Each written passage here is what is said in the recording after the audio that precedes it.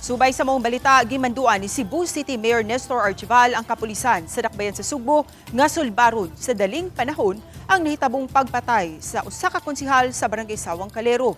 Matud sa mayor nga posibleng anaaras sa dapit ang naghimo sa krimen ug kaila ra usab kini sa biktima. Samtang nagpadayon ang pagpangita sa kapulisan sa mga nalambigit sa kamatayon sa biktima. Limitado ang impormasyon nga gihatag sa kapulisan sanglit nagpadayon pa ang ilang operasyon ug paggukod sa mga suspect.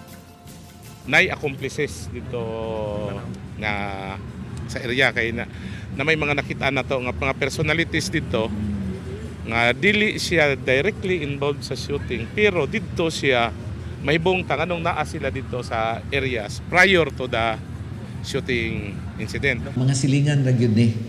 Unya ang akong gihatag og instructions ni CD Ilanan nga palihog o find a way nga ang kaning nga problema masulbad kay og di na to masulbad ang kining atong mga kasilinganan within the area basig mudako ni siya.